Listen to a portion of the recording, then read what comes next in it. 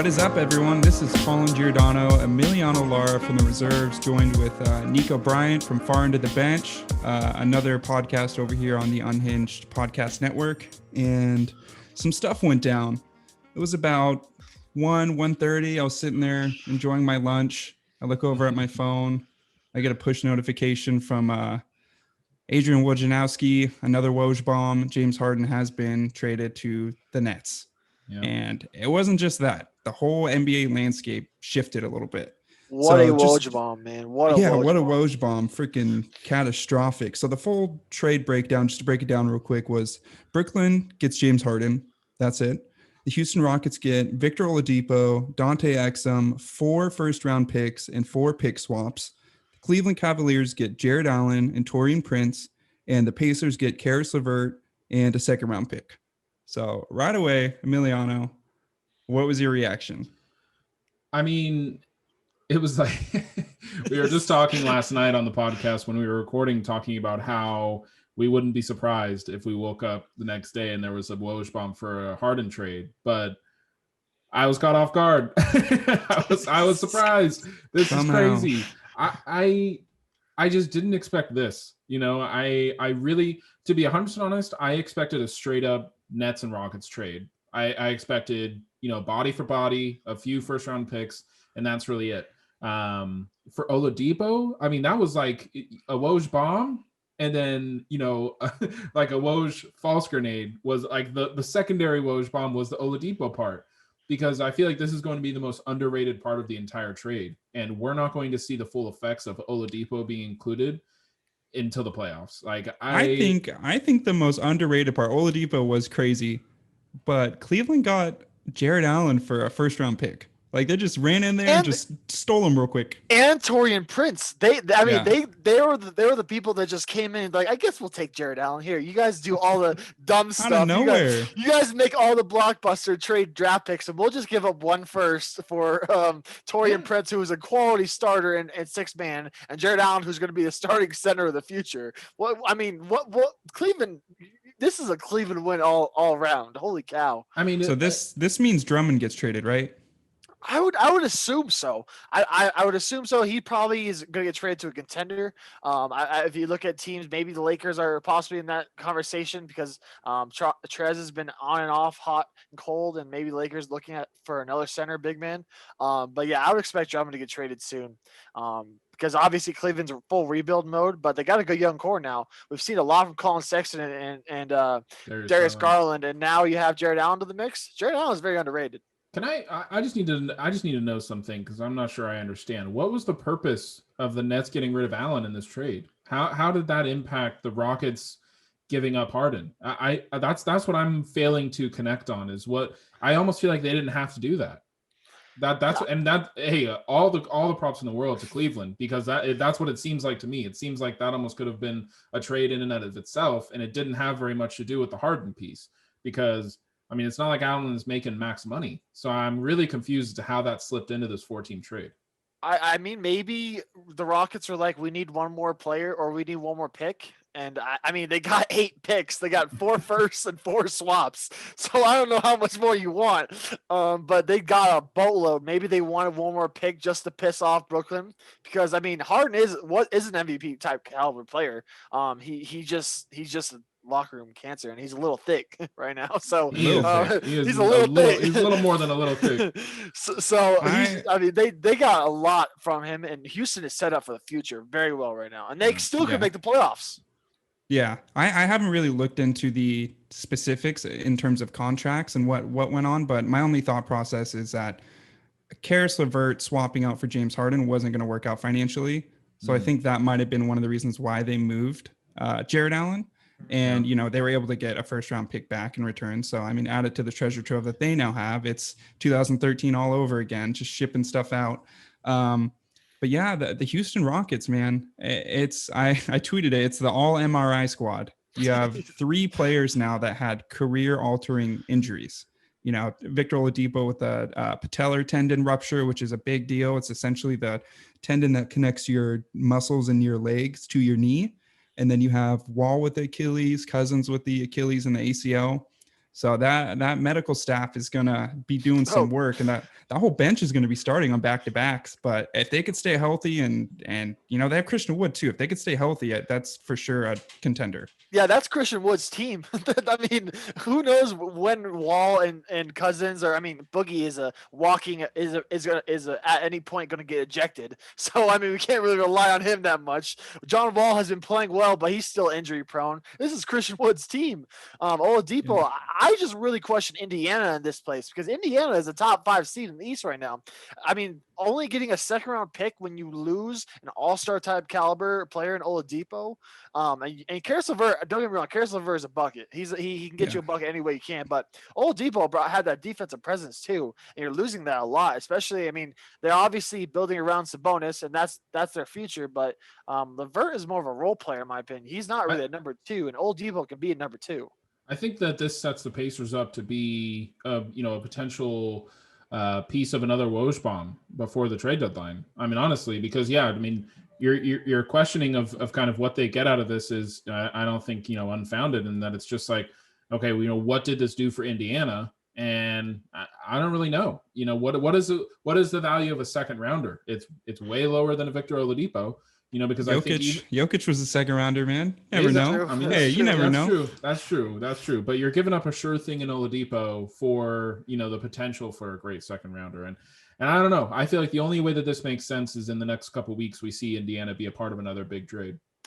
I want to give myself some props because a couple episodes ago I said that this was Sabonis' team. Now it wasn't Oladipo's team. This is Sabonis' team, and you have TJ Warren that's going to be coming back from his foot fracture that he had. Jeremy Lamb will be coming back eventually. This Pacers team isn't bad. They're still a playoff contender, Brogdon obviously. has been playing well as well. Yeah, Brogdon's been playing out of his mind, as a shot creator, and he can even hit some threes and take on the scoring load if he has to. But this Pacers team, I feel like, could potentially be better in the next couple of years with trading Victor Oladipo and growing their players and potentially filling him in with, another asset that they look to move in. I think that they saw a 28-year-old that was on a bigger contract that had some trade value and just looked to move him. Yeah, I mean, Karis LeVert, I'm not sure the age on him, but you get a good shooter, and now you have a lineup with Brogdon, LeVert out there, TJ Warren comes back, Sabonis, and I think Miles Turner too as well. That's a pretty good Yeah, lineup Miles in the Turner. Eastern Conference. That's a 5 through 8 seed in the East easily. And a year or two from now, with Miles Turner takes the next step, Malcolm Brogdon does the same. We could be talking about them being a really, really big contender in the East. Yeah. I mean, unless Brooklyn stays like this, then everything's gonna have to run through Brooklyn. But they're gonna be a fun team to watch in the future. Yeah, I mean, I kind of want to pivot to Brooklyn, because at the end of the day, that's what the purpose of this trade was, right? I mean, really, you could think about it, you can think about it being a Rockets trade that they were getting rid of Harden, but at the end of the day, the Nets are the master of puppets in this situation, so to speak. I really do believe that. I think that at the end of the day, it was up to the Nets to agree to this trade or not. They were not pitching it to the Rockets. At the end of the day, the Rockets were pitching ideas, and the Nets are the ones that orchestrated a lot of this. So, does this truly make the Nets better? Yes, obviously. James Harden is an MVP caliber player. Kevin Durant is an MVP caliber player. Kyrie Irving, if he ever decides to come back to the earth and play basketball again, is an MVP caliber player at his prime. But knock on wood, one of them goes down. I don't see this Nets team making it through a 7-game series against a really formidable team in the East. I don't know. I'm almost concerned. I mean, without Kyrie, you lose a lot of great pieces. I mean, when Kyrie was out, they were depending on LeVert to get you a bucket and Jared Allen off the bench. Without Dinwiddie, him going down out for the season, that hurts your bench a lot. That bench is 100% depleted. But if you have 3 stars, there isn't another team that has 3 MVP type caliber players on the team. That's if Kyrie can play, though. The one thing with the Nets that I think people are sleeping on or people aren't realizing is the Nets were in panic mode. They saw what was happening with Kyrie. They weren't sure. They saw all the rumors coming around, like maybe he's going to retire, maybe he's done. He's taking a leave of absence, but he's partying at his sister's birthday party. That the Nets were like, Durant's pissed because Durant came to Brooklyn for Kyrie, and he's not there for you. The Nets felt like they needed to add another piece, and they did that with James Harden. You have two MVPs now on your team. Without Kyrie, your team is a little bit less than what they are, obviously depth wise, but you still have two MVP type caliber players on your team, and that's what the Nets got out of here. I'm just very interested to see what Steve Nash does with this offense, because James Harden now he's going to have to be playing off ball a lot more than he has been in recent years. Yeah, especially if Kyrie comes back, Kyrie's going to be the main ball handler, it may open the floor a lot for him, but people are still going to be keen on KD and still be keen on Kyrie. That may open things and make Harden even more deadlier weapon. I just think he needs to get in shape. I think him moving to Brooklyn probably change. He was just pissed off in Houston, so maybe that'll change. Yeah, that's kind of something I wanted to highlight. Is one, once again, apparently I'm psychic. I highlighted this a couple episodes ago. I said if the Nets look to move pieces on their team, they're getting rid of what makes them so strong. When Kyrie was out, they were able to put a player like Caris LeVert in the lineup to carry the brunt of the load. And pre-Dinwiddie injury, that was another player that they could put in there to carry the brunt of the load if there was an injury. So now all of a sudden, and with Jared Allen being gone too, you're getting rid of that like interior presence, the rebounding presence, because DeAndre Jordan isn't the DeAndre Jordan of the Clippers. And I don't know. I don't know if we've ever seen this from a super team either, because if you think about super teams from the past, it was usually a primary ball handler, a forward, and a center. It's usually what they revolved around. I don't know if we've ever seen three ball dominant players on the same team, all in arguably their prime right now. I don't know if we've ever seen that. And I mean, I think that, Kevin Durant is really the only one, in my opinion, that could be an MVP while being an off ball, both offensive and defensive player. Like Kevin Durant is the LeBron James in that situation. The two of them are the only players that I could see where they don't have to have the ball in their hands in order to be MVP. But what Kyrie Irving does, what Kyrie Irving brings to the table is what he does when the ball is in his hands. What James Harden does and what he did to make, his multiple runs at what could have been multiple MVPs is what he does with the ball in his hands, what he does on the perimeter. And there's only one ball and there's only 24 seconds on the shot clock. So I don't know. I'm a little skeptical to be 100% honest. And I'm not going to take it as far to have a hot take that this makes the Nets worse, because obviously it doesn't. But I'm just concerned that in a 7-game series, you're going to get figured out really quick. Yeah. And I want to get your guys' take. I want to know which one of these players' games takes a step back. Which one of them is going to be the one to put their hand up and be like, hey, I'm willing to put up 5 or 6 less shots a game and not carry the ball up the court every time. Which one of those players is it going to be? I think it's Kyrie. I think James Harden is going to be more ball dominant, and KD, after an Achilles injury, what he's been doing this year, he is still a top 3 player in this game. The ball should never, his touches should never go down again until he, for heaven forbid, gets another injury or is traded or whatever. The ball should never leave Kevin Durant's hands. I think the ball goes away from Kyrie. Having another guard that can be ball dominant makes life a little bit easier on Kyrie, because we may see some more off-ball action from him, because Kyrie is a shifty dude. Good to see a lot more pick and roll off the side, more action from the wing with him and DeAndre Jordan. I think we're going to see a lot more James Harden with the ball in his hands, and then more Kyrie off ball so necessarily be Kyrie at the 2 and Harden at the 1. But the touches will definitely go down to Kyrie. But I would expect a lot of Steve Nash to do something similar to what they did in Golden State, is where you always have 2 players on at one point. You have a rotation where it's either Kyrie and Harden, or it's Kyrie and Durant, or Durant and Harden, or Durant and Kyrie. At all times, 2 of them are on. And then you can also throw in DeAndre Jordan at that point. But like you said, Durant's been injury prone, and Kyrie is doing whatever he wants to do.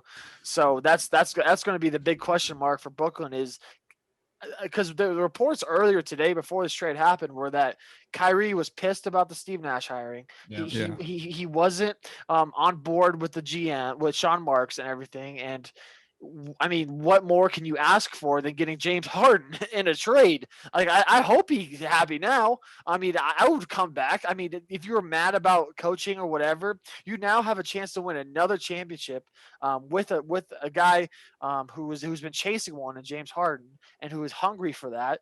Why would you not be a part of this team? Well, Yeah. and I mean, that's the Go ahead. question that I have for the Nets in all of this is, what you do whatever it takes to get a player like Harden, and I don't want to take that away from anything, but didn't you take a moment and hesitate that you're kind of getting another Kyrie in terms of off-court shenanigans? I mean, what James Harden has done this year, and they've talked about it on, on all the big platforms, ESPN and everything. What James Harden has done so far this year has diminished his trade value. That clearly didn't mean anything to the Nets because, they were willing to do whatever it took. I mean, 4 first-round picks. I mean, talk about deja vu for some of these poor Nets fans that had to go through the Kevin Garnett and the Paul Pierce, craziness where they gave up their entire future and it took years to rebuild. So I guess the question that I have for you guys is like, what is this worth? Is it worth one NBA championship, or is the only way that this makes sense? Colin, I know that you had the Nets as your finals favorite. So what is the ceiling for this team? Is it multiple championships, or the Nets really just all in on 2021? I don't know. It's weird, man, because you look at other teams that have done things like this. Like when the Thunder brought in Melo, they brought in Paul George, they had Westbrook. You have 3 rhythm players, and that's what's on this team right now. 3 rhythm players. And we saw Paul George struggle with the Clippers. He can't be a corner guy. He can't be the guy that just comes into the game and shoots threes. And you have 3 players on the Nets right now that aren't, just shooters. Like they are rhythm players. You put them in the game, you put the ball in their hand, and they get a feel for the game. So it's going to be an interesting fit on the court. Ultimately, I think that it will work out. I think that at this point, they have to win a championship, right? In the next couple of years, they have to, especially with LeBron James being 36, 37 next year. Their window's going to be open for a couple of years. They're a little younger than that. I don't know, man. It's going to be weird. And my kind of spin-off question to that is, if we question KD's legitimacy and his wins with Golden State in terms of his rings, quote unquote, counting, are these ones going to count? Is Kevin Durant ever going to get a ring that counts? I think this is a different scenario because when he originally came to this team, it was his team, and it was Kyrie on the side. It was KD's team 100%. I think this is still his team. And when he was in Golden State, it was Steph's team 100%. As much as people could say KD was a better player, it was Steph's team because that's where he was built into that system. This system was bought basically. This wasn't built. This was bought. They brought in Kyrie. They brought in KD. And this is still his team. I think it's a little bit different. I think going out getting trading for a player like James Harden is a different feel than signing somewhere, if that makes sense. Because Brooklyn had to give up so many assets, and I mean so many assets, and that should be. And I think this is a great comparison. Brooklyn fans should think about this conversation a little bit, but this is a great comparison with the KG Paul Pierce trade. This is obviously 2 different stories because of where KG and Paul Pierce were at in their career and where KD and Kyrie and Harden are right now. But that's the last time I remember this many draft picks being in a trade where it was just nuts, where their whole draft future is just gone. What's in one trade in literally 24 hours, whole draft future is gone. And we saw how that cucked the Nets. The Nets were struggling for so long after KG and Paul Pierce basically were done. Yep. But this is completely different because KD and all these 3 players are in their primes, so it's a different story compared to then. But you definitely do have to pump the brakes. You got to get everyone healthy. You got to get Kyrie on the same page as Harden and Durant and Steve Nash. At least show up. I mean, you at least have to get Kyrie to show up. But I mean, imagine being a Nets fan and 2 years ago you have the realization like, wow, we made it into the playoffs. We put up a real good fight all the regular season. We put up a good fight in the games that we did challenge. In that, they did get knocked out in the first round. This is all pre-Durant, pre-Kyrie. Wow, we really did it. We really rebuilt from the ground up. We have, a ton of young talent.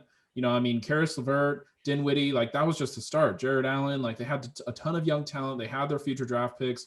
And in 2 years, you're suddenly this super team that realistically probably has a 3-year window. I mean, if you don't win in 2 years, the rumors about KD, the rumors about Kyrie wanting out are going to start. For me, I'm saying that's going to happen after this year. Like if they don't win this year, the rumors about KD, the rumors about Kyrie wanting out are going to start. So you go from, potentially being almost in a Thunder type situation where all that you have is future capital to really leveraging everything off of the next 3 years. I mean, I think one thing that I would love to see that, I mean, maybe because there's more deals coming, but why, if Kyrie is going to be that much of a problem, ship him to Washington. Let's get the band back together. Let's get Russ, Harden, and KD back together in Brooklyn, because Russ, they're not winning in Washington. They're mad at Scott Brooks. Washington needs a full rebuild, and having Bradley Beal and Russell Westbrook on your team, you need to ship all that. You need to ship both of them. I don't care where it is, but why not? Oh, we know you. We know you care where it is. We know you care where it is. We know where you want Bradley Beal to land. I know. I would pay so much money for Bradley Beal to be in a Denver Nuggets uniform right now. But I mean, why not? Why not have Russ? Because Russ's friendship with Harden is obviously still okay. Yeah, they didn't want to play together last year, but let's make it happen again. And then he repaired his relationship with KD, it seemed like. So why not? It was one of the best super teams we've ever seen that never do anything before their primes. Those three in OKC, some of the best basketball we've ever seen. They just ran into the greatest player of all time in LeBron James and two other stars in their prime, and those three weren't in their prime yet. Why not? If you're Brooklyn and Kyrie is going to continue to be this cancer to your team, why not? Why not bring in Russ and make things interesting? Yeah, first of all, shout out Niko, calling LeBron James the greatest player of all time. I make that be known all the time. Don't you worry. Okay, glad we have another member in our band. We say the same thing at the reserves. Yeah, my co-host Jimmy hates that because he's a big Jordan guy, but I'm full LeBron go talk. So yeah, ultimately we just wanted all of us to get together and kind of just flush out our feelings over this craziness that has happened, and something in my gut with the Raptors being, I think, 2-8, the Wizards being 3-8 now and struggling. There's going to be more trades coming along. You have players like Buddy Hield that still want out. Yeah, Bradley Beal's gonna want out. Russell Westbrook down again with an injury.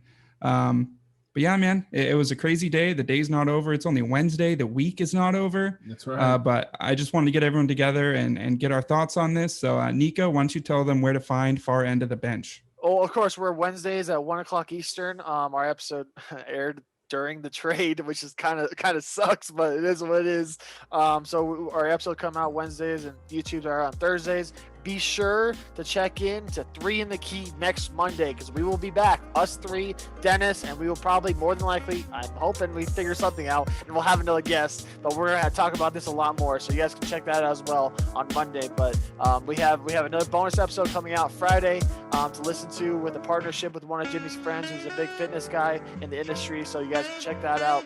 But follow us at FEOTP Pod on Instagram, Twitter, all that good stuff.